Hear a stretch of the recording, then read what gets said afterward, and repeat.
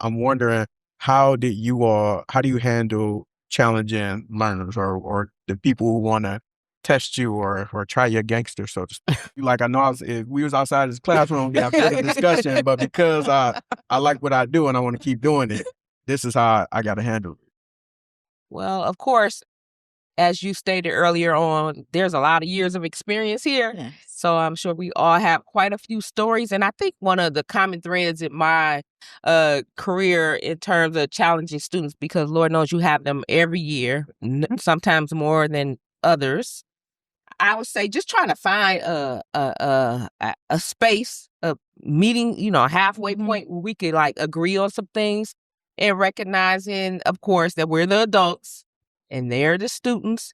And no matter what they do, we still have to be the adults. But again, just try to meet them where they're at and figure out why, you may not know why, but figure out a way to help them just have an easier time in your classroom, a better time, and build that relationship to the best of your ability, where you can have a meeting of the minds in some shape or form. Establishing very strong consequences for, well, not, I wouldn't say strong, but firm consequences, that they understand why there's a consequence, but that I am here to help you, to support you.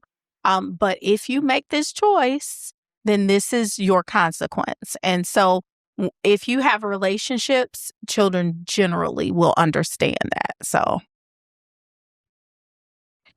I think, getting to know their story. I think kids come into the classroom with so many things, but sometimes there's so much going on in their lives. And I experience that even with high school kids. But just, getting to know their story helps you better understand how to reach them and to take that. I mean, one of the things I would always tell kids, if you're having a bad day, just let me know. Let me know, walk through the door. Hey, it's one of those days this morning, Miss Jack, because a lot of kids are getting their siblings ready in the morning, feeding their siblings in the morning. They have so many things in today's world that, I didn't have to deal with growing up.